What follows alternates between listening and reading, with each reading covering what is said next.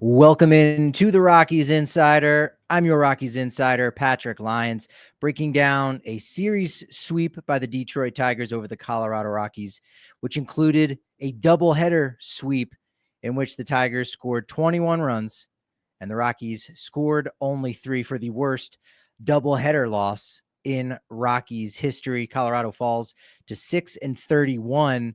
What did we learn from this week's series? A lot. What did we take away from Kyle Freeland's comments post-game after game one? We've got news about Kris Bryant's injury, the Pirates changing their manager and firing Derek Shelton. What does all of this mean? And so much more. I've got a lot to cover here live from Coors Field in Denver. But this Tiger series was a lot like what we've seen from the Rockies, where they didn't come through with the big hits. The defense let them down in a big way, and the starting pitching just wasn't good enough. The bullpen was good enough. The bullpen continued to be good, but at a point in which the situation was very low leverage, and the Rockies were playing from behind, and the opposing team was playing ahead. And how much were they actually pressing? It's hard to know, but the bullpen has really just been the one bright spot for this team. There's been some other ones in terms of individual hitters. Hunter Goodman still playing well. Jordan Beck continuing his hitting streak, and we're seeing different flashes. We saw Ryan McMahon break out of a slump and go 4 for 4 on Wednesday night's game, and yet in game one of the doubleheader, he then strikes out 4 times for the Golden Sombrero.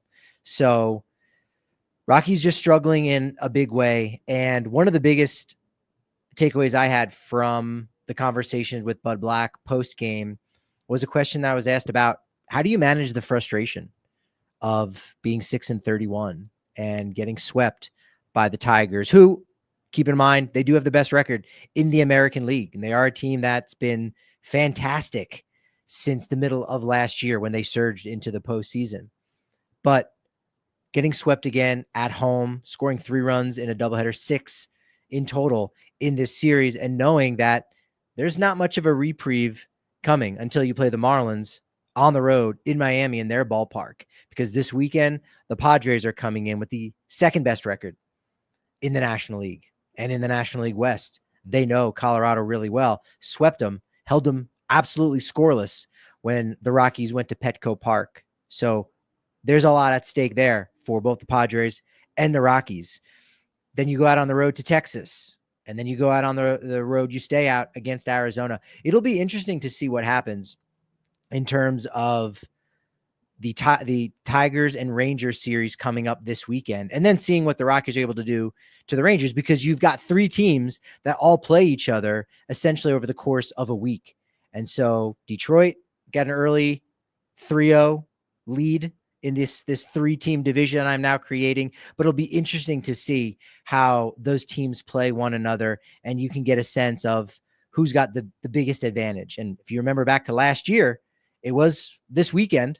It was a year ago this weekend that the Rockies actually swept the Texas Rangers at home. They now go out to Arlington at Globe Life Field. So I just find that to be interesting to see how these 3 teams end up mingling with one another. And the Tigers, this was the final of a 3-city road trip, and they end up coming out really solid at 7-3 because of all 3 games that they were able to win against the Rockies. If you've got a question, make sure you leave it in the chat over on the YouTube side of things. If you're listening to this after on the podcast side, go over to YouTube and leave a comment there. That definitely is something that can help. But 11-1 loss in game 2. Tanner Gordon comes in, does a solid job as the 27th man. Sure, he does allow 7 runs, but is able to pitch into the 7th inning. So he gave the Rockies the length that they needed, because game 1 was only 3 innings from Kyle Freeland. So Tanner Gordon did a good job of at least, again, saving the bullpen's arms just a little bit. And you saw, how taxed the bullpen has been when Alan Trejo ends up coming out and pitching the 9th inning as the first position player, I believe, since him. This is his 3rd time as a position player pitching in a game for the Rockies. All of last year, the Rockies did not use a position player to pitch. I know Brian Servant also threw an inning back in 2023, but Buddy doesn't like to use the position players, and this was one of those moments where he was really forced to do that. Trejo ended up getting a double play from all-star Riley Green, kept him hitless. I think he was the only guy that did not record a hit for the Tigers, so that was nice. Got out of the inning without allowing a run, and also left the field without a smile on his face, because I don't think anyone said anything. I don't think anyone needed to.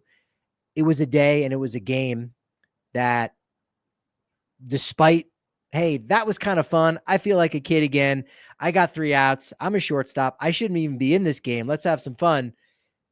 It's not a good spot for the team to be in, unfortunately. And yeah, there you can argue there needs to be a balance of having that fun and keeping it loose, because last Wednesday, if you listen into the podcast, you know that the clubhouse was pretty loose going into that game on Wednesday against Atlanta, and they ended up winning. And then they ended up winning the next day. So they have to shake these things. They have to flush it. And that was the question that was asked to Bud Black about these kind of frustrations. And he said point blank, quote, "You can't crawl under a rock. You got to go out there and play." And they do. That's the only way that they're going to do it, is to reset and say, today is a new day. We're not 6-31 today. We are 6-31 on the season, but this is a new day. Let's make something good happen. Let's start it off on a positive note, and you get to reset. That's one of the positive things about baseball, that every day is a new day and it's a fresh start. And even if you lose 100 games, it means you won 62. That's more than some of the best NBA and NHL teams in a single season, winning 62 games. Yes, you're forgetting about all those losses, but that can be the beauty of baseball. So the Rockies are going to get a chance to go out, snap the 6-game losing streak, and try to break pace, if you will, from the 1988 Baltimore Orioles, who started also 6-31. I think they ended up at 6-35 before they won their 7th game. So it's still not great to share the wrong side of history with the team, or even to be the second worst team to ever start a season. Lux in the chat saying, "I was at the first game. Sucks we lost, but Tovar signed my jersey. Good for you. I got a Goodman foul ball, and I got Spilly's autograph at the end of it." Ryan Spielborg's very, very generous, very gracious.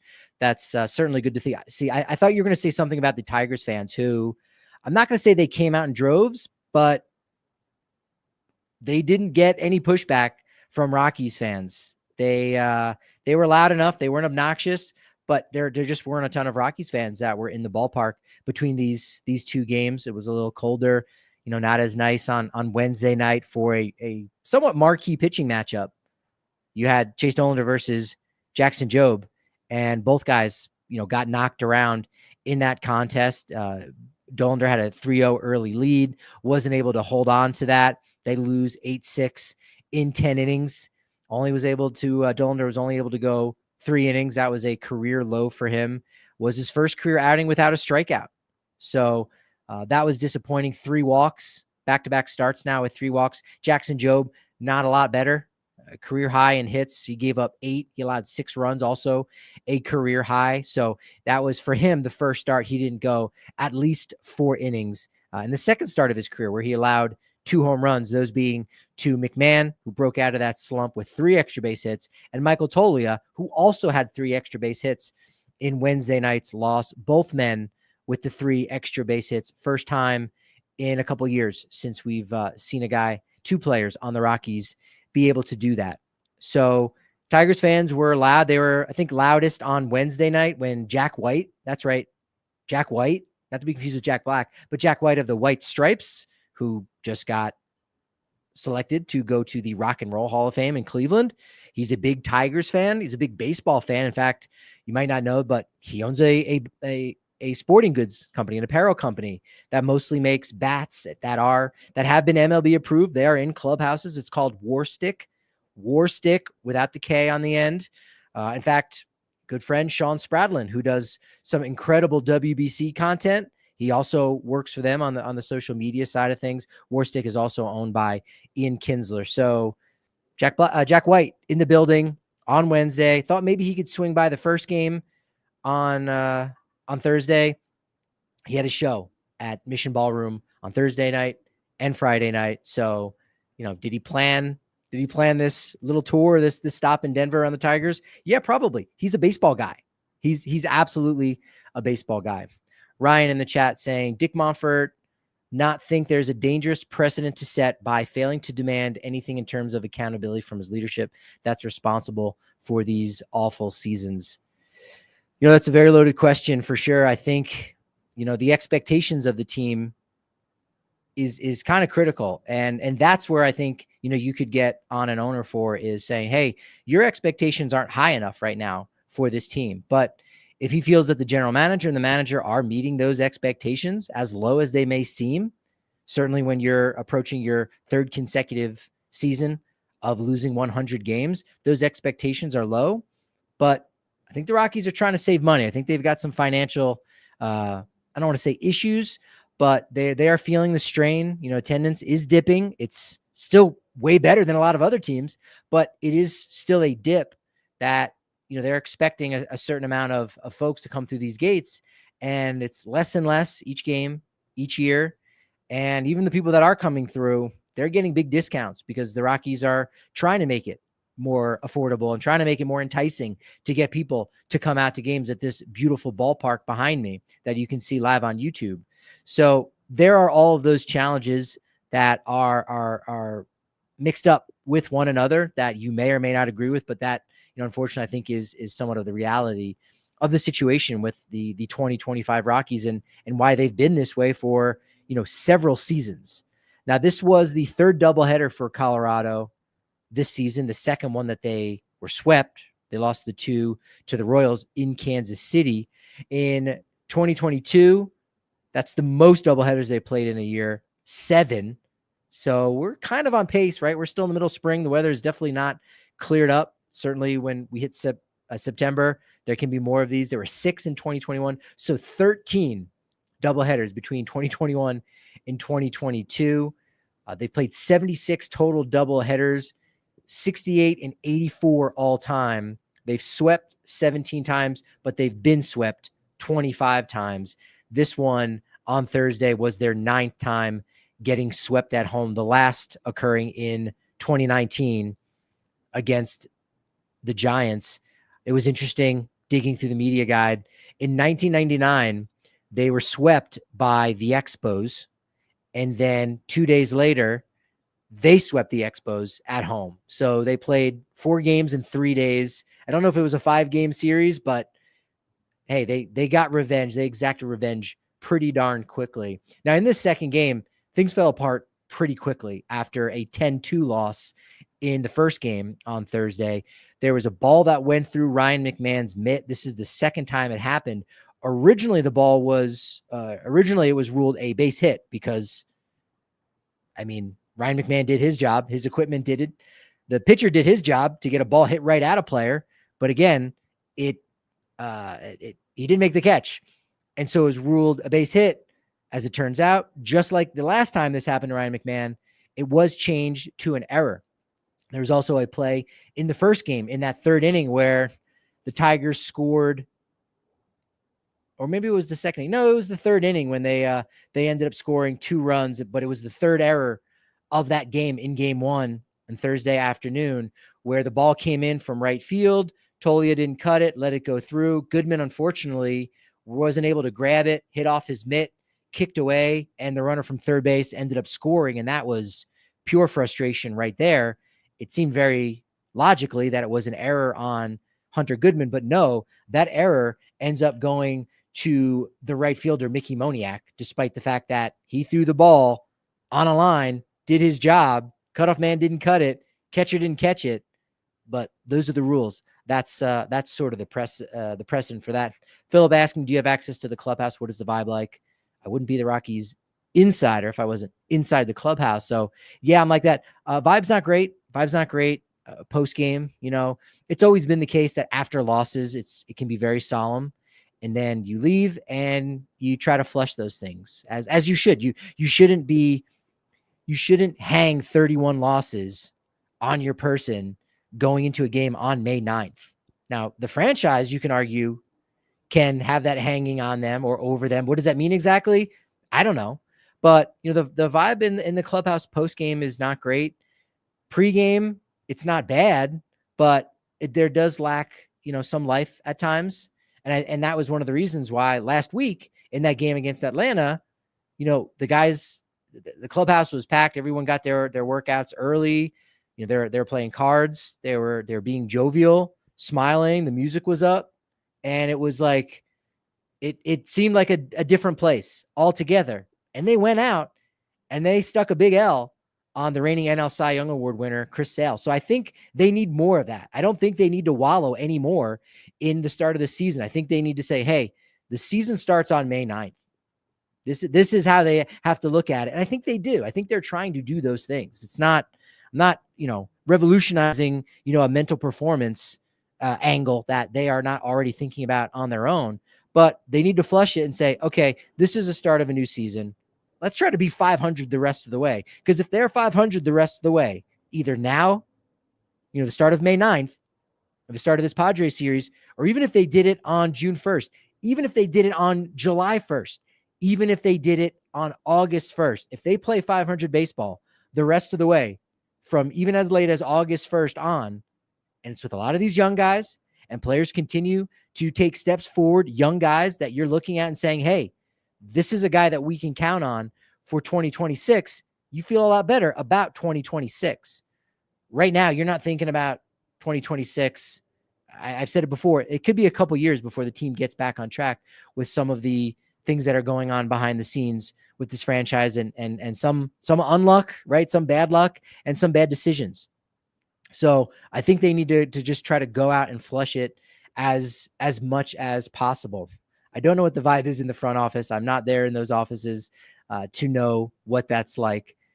Ryan in the chat saying Bud was salty during the presser. Understandably, I just don't see our pro franchise doesn't feel more urgency to try a new voice at this age. Pirates fired Shelton without blaming or trashing him. I do want to talk about that. I do want to address that.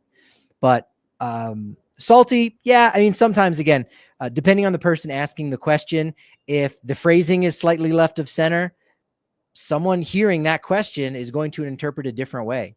That's the gift and the curse of communication. I can say something to you now and encode it with certain meaning, but when you listen to it, you may decode it and it might mean something different. Maybe not the opposite, but just something different.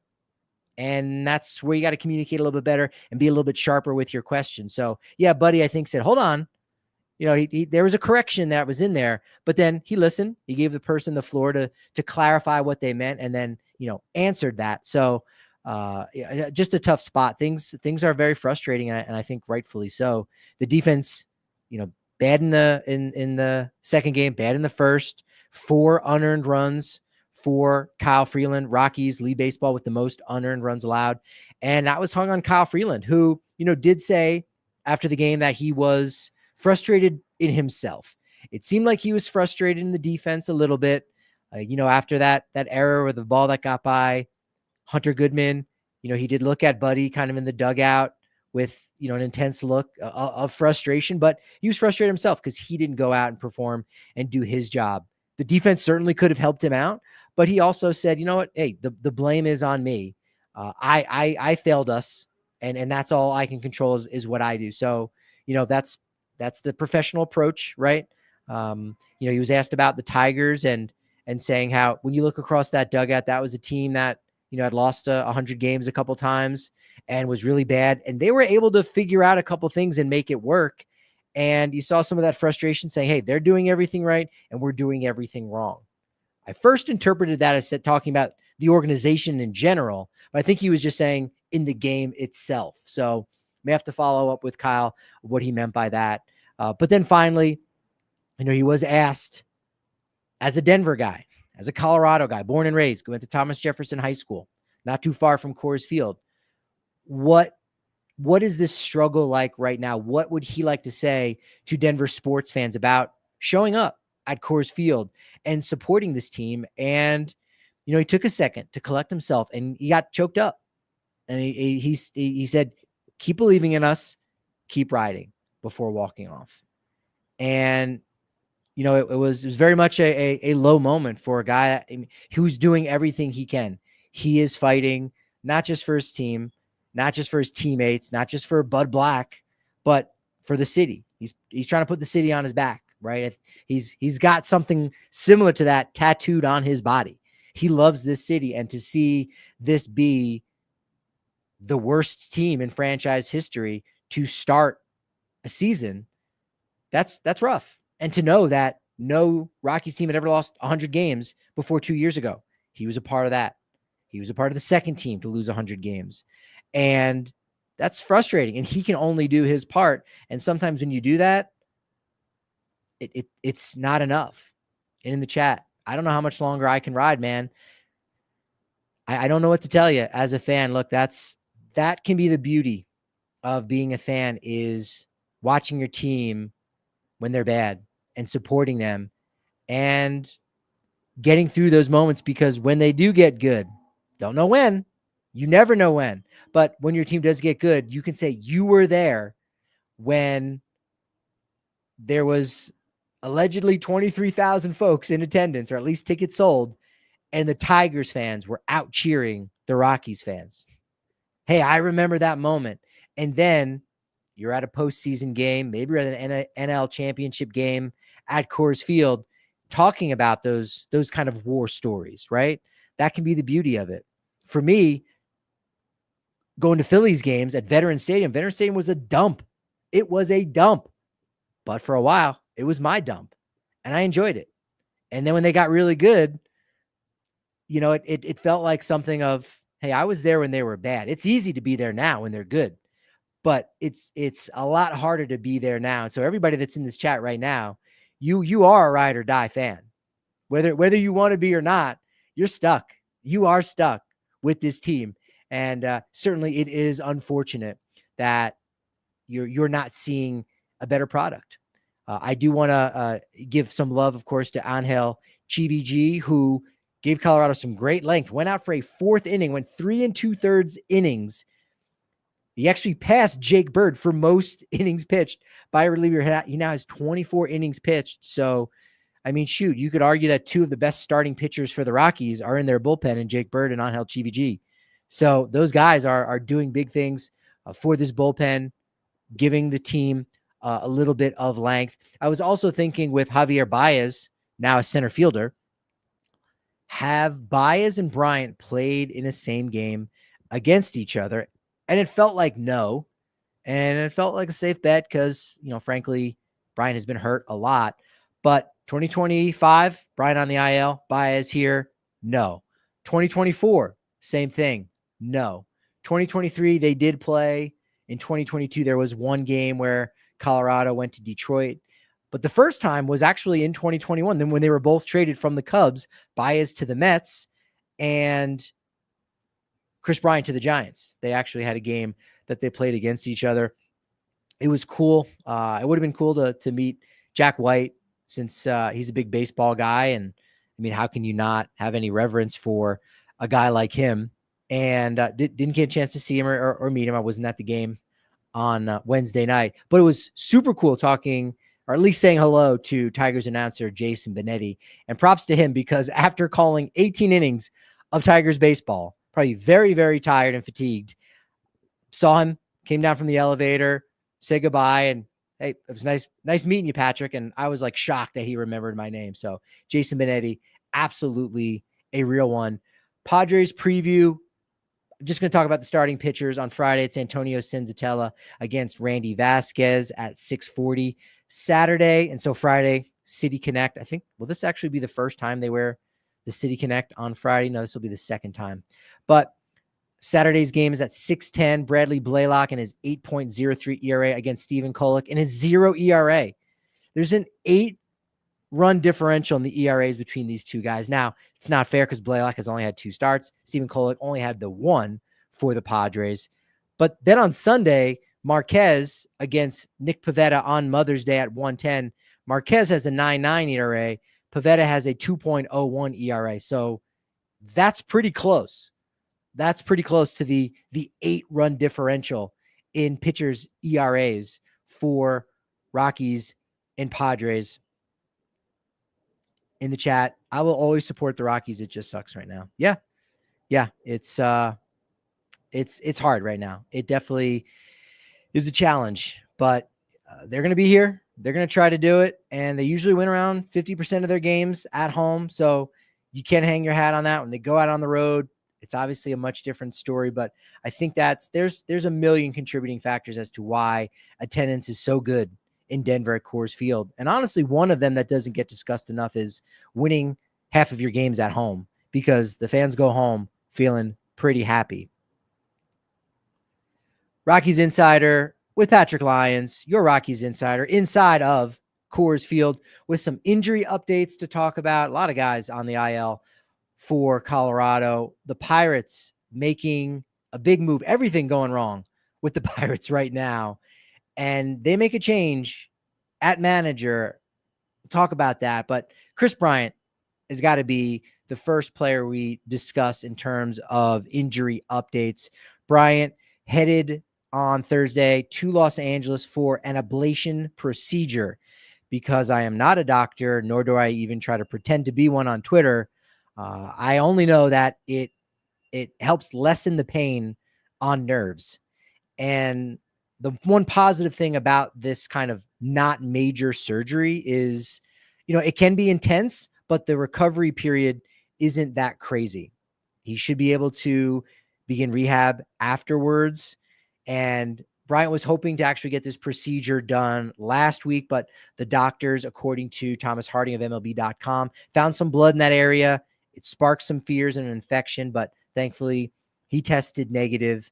And, we'll see how long Bryant is out for with this. And I think it's almost more important, not so much how long is he out for, but can he come back in a much better state? And, this is a procedure that goes into the bone. It tries to kill the nerves to the vertebrae. And Buddy even said that he should be back in a day or two at the ballpark, at least, to resume some activities and to move around. So it'll be interesting to see how this works out. Purple Row did a really good job. Props to Renee Deckert, who was on assignment for that. Looking into it, she said that this ablation procedure that, according to the Mayo Clinic, is, quote, a procedure doctors use to destroy abnormal tissue that can be present in many conditions. So it's minimally invasive because the procedure doesn't require large cuts. So again, it might not be the bigger picture thing that Kris Bryant needs to get himself back on the field and, have some semblance of the guy that had won the Rookie of the Year award, did win an MVP.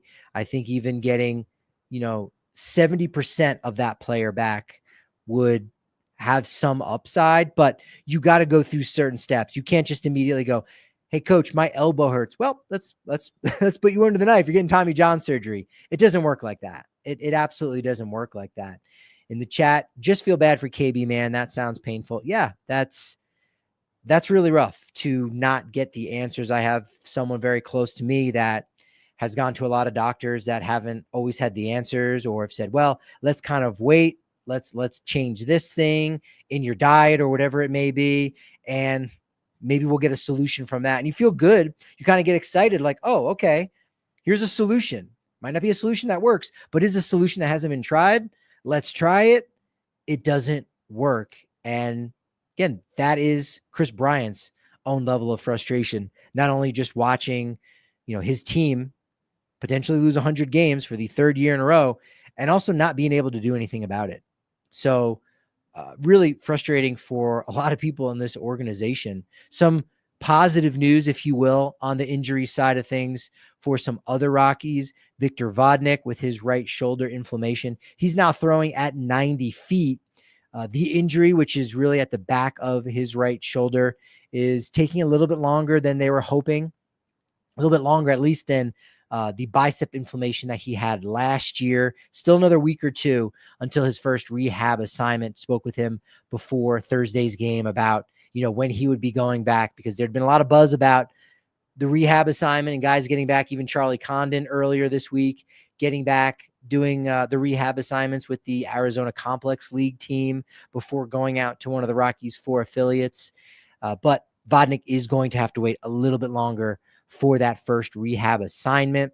On the position player side of things, Ezequiel Tovar with that left hip bruise He took some batting and fielding practice on Wednesday, also ran the bases on Thursday as his progress continues and, may still be a week away for return to action. And even when he does come back, when is it going to be until he finally starts to click? And then that creates a domino effect in a positive way for someone like a Brenton Doyle or someone like Hunter Goodman, who's now coming up with more runners in scoring position. All of those things can very much be a positive for the team. Aaron Schunk with a left groin strain.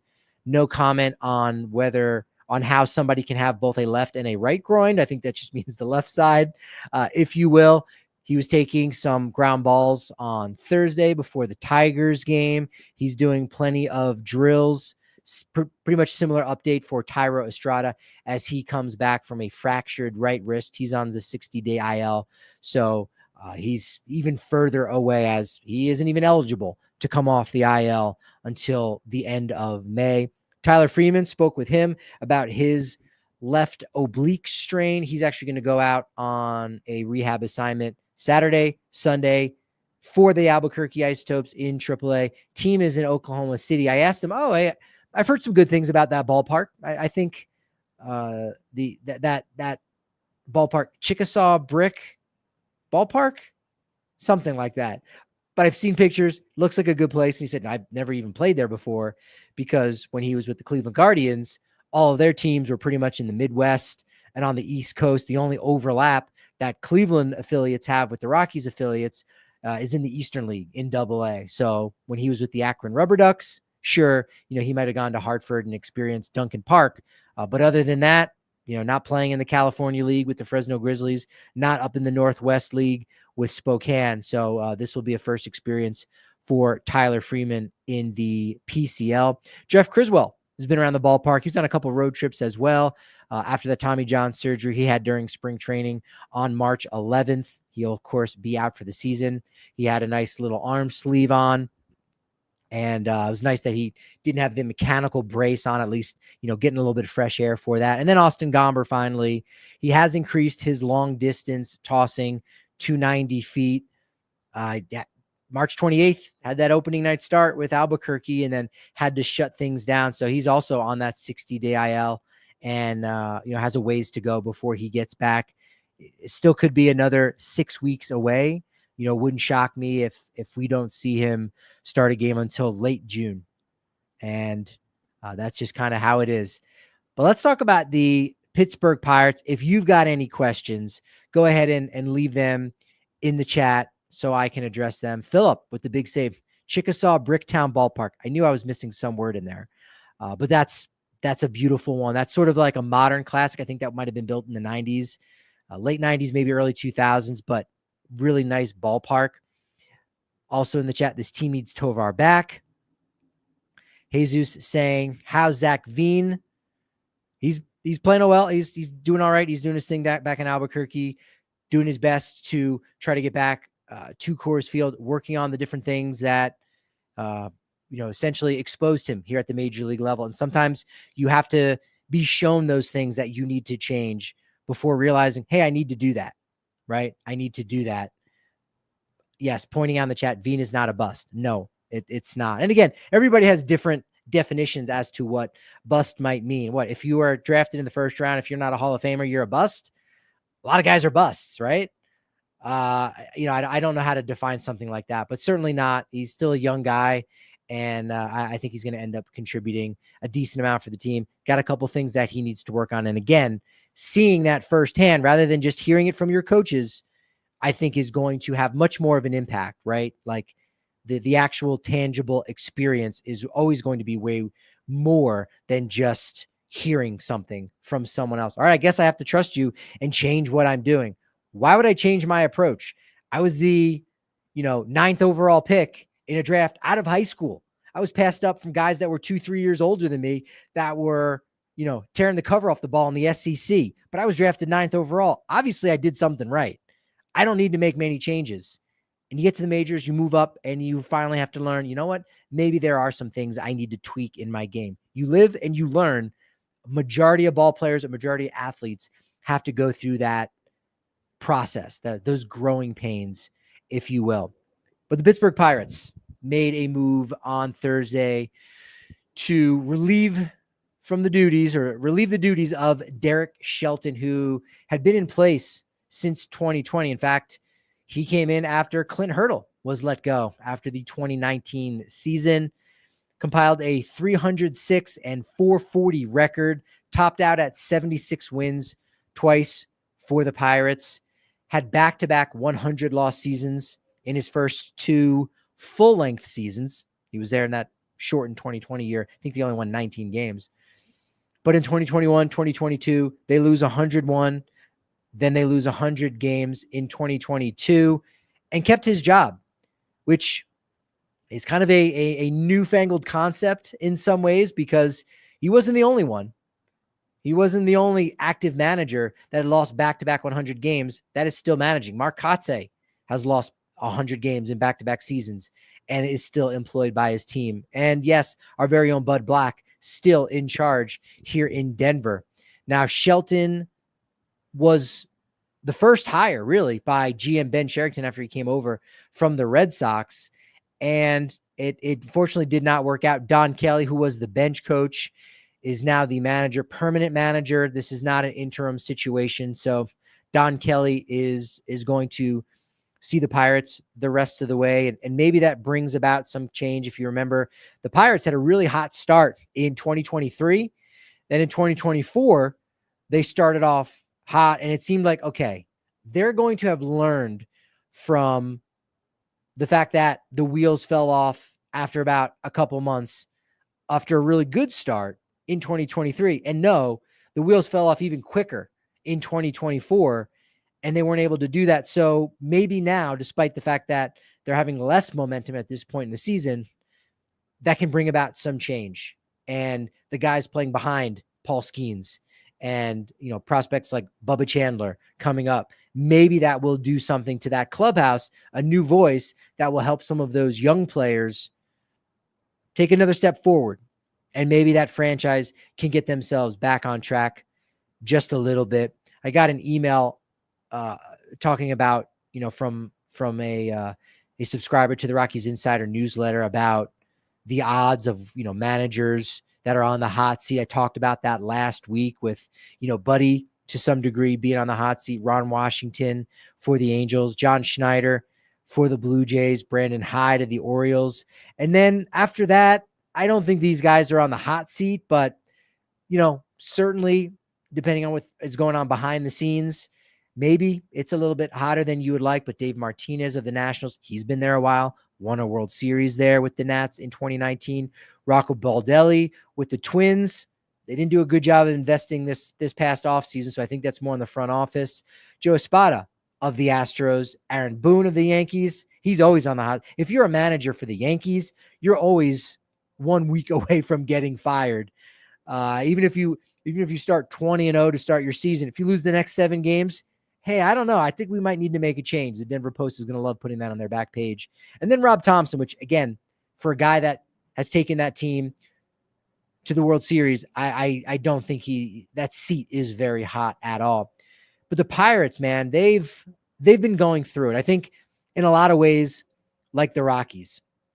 Ryan saying in the chat, Pirates have a serious youth movement coming over the next year and a half. They're being aggressive in identifying what is and is not best for the next potential window. And that's the kind of positive thinking you do need to have from your front office, is saying, all right, if we don't have it right now, but we might have it in a couple of years, what we do right now can have lasting effects when we are going to be good. And so acting sooner than later can be helpful for something like that. So I would very much agree with that comment. But the Pirates, man, they've gone through it. I don't know if you've been keeping tabs on everything, but all of this has happened through the first 6 weeks of the season. First, they remodeled the outfield wall a little bit, and they removed this Roberto Clemente 21 signage from the outfield wall, and they didn't even talk to the Clemente family. It was an oversight, but it was an unacceptable one, and there was an advertisement in its place. So that had an awful look. They did end up putting back that special Roberto Clemente 21 signage on the wall. There's also around their concourse, much like at Coors Field, at the home plate entryway there, gate C, there's bricks on the concourse, right? Where people have all their messages to family members, things of that. They called them bucko bricks. Well, someone found them in a recycling facility, basically in a landfill, thrown away because they remodeled, and no one communicated with the people who had purchased those bricks of like, hey, they're kind of worn down. We're remodeling. We are going to put new ones up for you. Don't worry. You paid that money. That brick is still going to exist. They have changed those bricks over in the past, but to not communicate that in any way, and then a story comes out, somebody uncovers, hey, these bricks that people paid to honor grandparents and loved ones and family members, all of that, and even less critical, remembrances of folks. Just, hey, this is our family, so-and-so's first game, still going to games 20, 25 years later. The brick's gone and it's in a landfill. That was a very, very bad look for the team. Then last week, 2 more incidents where a fan unfortunately fell 21 feet from right center field, fell onto the field, stopped the game. He was hospitalized on April 30th. This 20-year-old man sustained injuries to his skull, brain, spine, both sides of his ribs, his lungs. He was on a breathing machine. He's now off. He's also out of the intensive care unit, and he's going on to the next step. It's going to be physical therapy for him. And according to the Pittsburgh Tribune Review, tragic, this guy's parents also died young. His father died at the age of 37. His mother died 2 years ago at the age of 44. So, I mean, really bad luck for this young man. Really, really tragic. Thankfully, he's going to come out on the other side. From some of the stuff I've read, he's a football player. He's a guy who fights. So definitely gonna have a lot of fight in him. So obvious thoughts and prayers do go out to this young man. And then just the other day, a concession worker got into an altercation with a fan, where the fan maybe made some rude comments, and this concession worker was standing up to this fan and came to blows.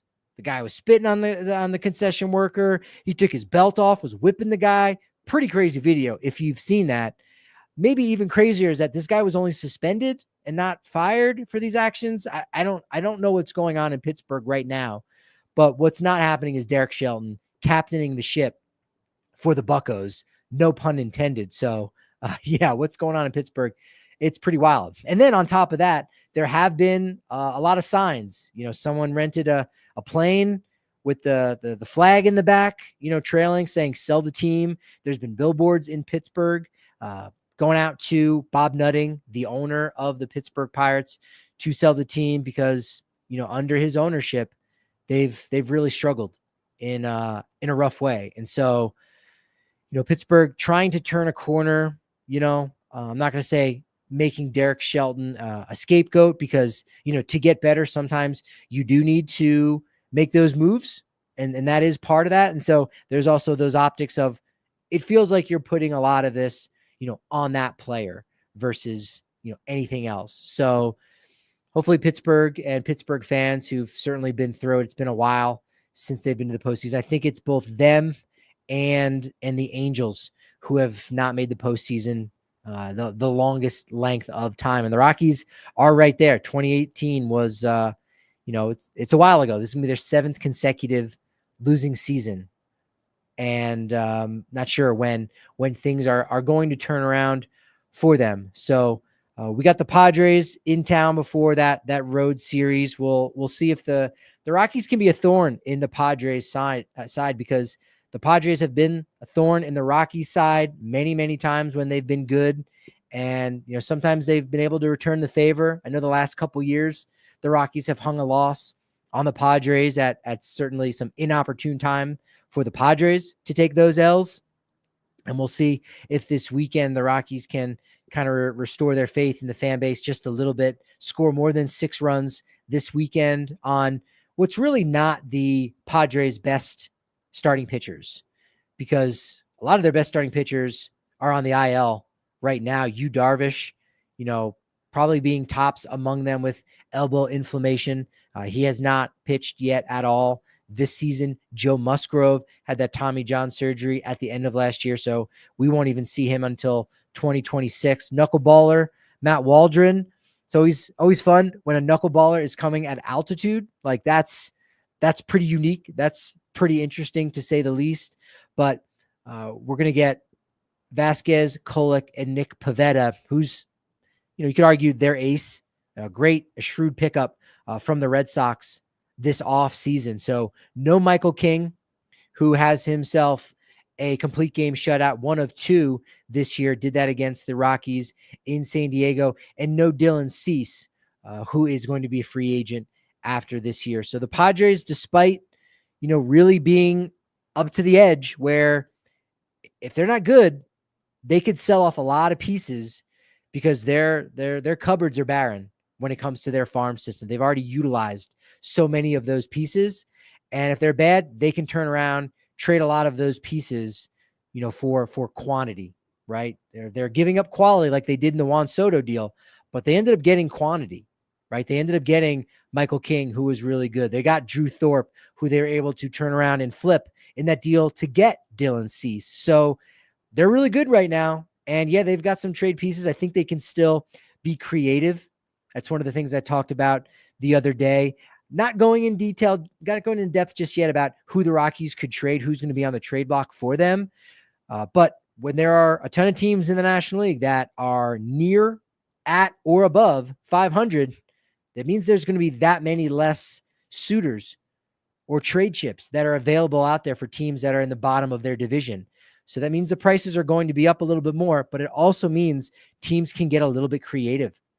So if the Padres continue to take a hit on the starting pitching side with injuries, maybe they do trade Luis Ariz, who this is his final year before free agency, and they turn around and get another guy like, say, Eric Fetty, who I believe is also going to be a free agent after this year. So it's a win-win. Cardinals get a bat, Padres get an arm, and it's a win-win old school baseball trade. So I don't think the Rockies can just sit back and wait for teams to come to them and say, please trade us your guys. No one else will trade with us. No, those teams will get creative and say, you know what? We like what we're getting more than we're giving up. And so we can deal from our strength. You can deal from your strength or your depth and make an old school baseball trade. That is a win-win. But if the Rockies want to be a little bit more aggressive and, make a deal early on before the trade deadline in the middle part of June, I mean, maybe even late May, if you've got that kind of depth that you feel good about, maybe not all-star depth, but still depth where you have enough middle infielders, you can help out another team while also helping yourself. In the chat, we should have made the playoffs in 2019 and 2020. Great start to the 2019 season. First half was great through the month of July.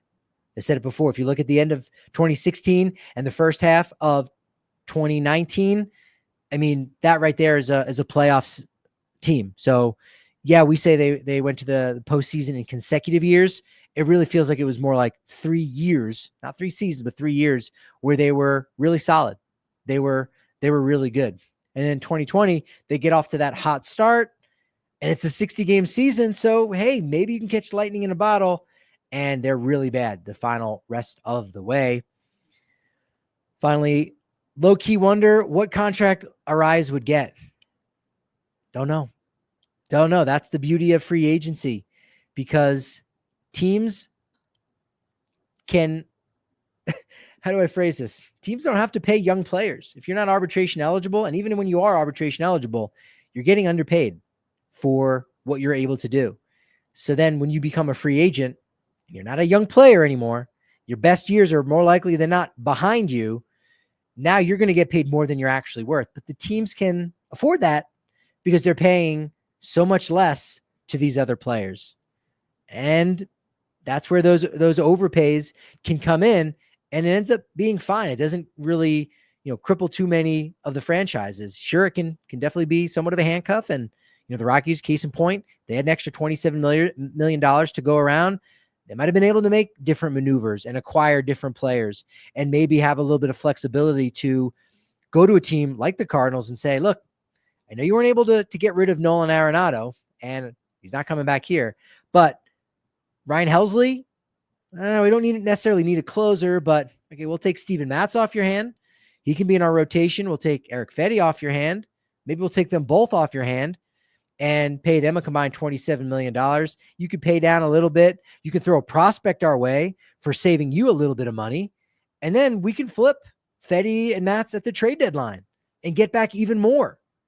Utilizing that literal capital, utilizing the flexibility in your payroll can be an asset that you can use and utilize for asset acquisition, most notably minor league prospects. So, you have to get creative that way. And when you bring in young players that aren't making a ton of money, you might be able to overspend on a guy like Luis Arias. Will the Rockies be in on that? I don't think so. I think, it would be interesting to see what Luis Arias could hit at Coors Field, just putting the ball in play and maybe passing that down to some other players where there is going to be a little bit more contact. I know the Rockies didn't strike out a ton during the doubleheader on Thursday. That's positive. But the Rockies learned that, not every guy, when they come to Colorado and they get a certain contract, is able to contribute the way they would have hoped. I mean, look at Daniel Murphy. He was a guy that I think everyone thought he's going to hit 50 doubles. He's going to hit 50 doubles at Coors Field. He's probably about 370 both seasons. And that didn't happen. And sure, you can look back now, hindsight's 2020, and say, well, yeah, I mean, of course he wasn't going to because ... But at the time, that was a nice pickup, right? Yeah, you would have preferred DJ LeMahieu versus Daniel Murphy, especially at the same price, but doesn't work out that way exactly. Last question before I get out of here. If the Rockies have financial complications, they need to build a front office that operates like the Rays, Guardians, Brewers. They're still running a traditional roster strategy that doesn't fit the strategy or doesn't fit the franchise. Yeah, that's absolutely how you do need to do it. I think one of the reasons why the Rockies are very hesitant towards having a model, certainly like the Rays, which is probably the most extreme, but even that of the Guardians and Brewers, is you have to make some unpopular decisions. It was very unpopular in Milwaukee when they traded Josh Hader and they were still in the hunt for the playoffs. You traded your lockdown all-star closer when you're in the middle of something. That's not a good look. That turned some fans away. Now, I don't think it cost them. I think it still made that the postseason that year in 2022 because it was a shrewd move that still brought in Taylor Rogers to come in as their closer. So they went closer for closer and they got some prospects from the Padres, but it was an unpopular move. Guardians, same thing where you've got to trade a guy a little bit early. Corey Kluber, beloved, won 2 Cy Young Awards with the Guardians. How could you possibly trade a guy like that? Fans are going to be upset. But guess what? When the Guardians dealt Corey Kluber, they got a young prospect by the name of Emmanuel Clase. Who do you think won that deal? The Rangers who got Kluber or the Guardians who got arguably the best closer of his generation? You have to make some of those unpopular moves. And I don't think the Rockies want to make those unpopular moves. So they're not even going to go with that kind of front office to say, hey, what do you guys think would be great for this franchise to try to operate around the margins and be a little bit creative? That's what you think? Well, we don't actually want to be that kind of creative because it might mean trading this player that the fans love and adore. And it might mean trading this player. And if it doesn't work out, we're really going to look like we've got egg on our face. So we'll just do nothing. And that's kind of how they've been operating, unfortunately. You've been operating wonderfully. Go operate on the social medias at Patrick D. Lyons, at Patrick D. Lyons MLB, and at Rockies Insider. Subscribe to the YouTube channel. I got some videos going up there. Had a fun time at the ballpark on Thursday, working with Blake Street Banner on some exclusive interviews with both Seth Halverson and Zach Agnos. Keep your eyes peeled for that over on the Blake Street Banner channel. Appreciate everybody. Lux, Ryan, Phillip, Jesus in the chat. Appreciate all you guys showing out, asking questions, keeping the momentum of the show going. And look, you know what I like to say, momentum, it can only be as good as your next show. So, of course, I'll talk to you when I talk to you tomorrow. That's when I'll talk to you.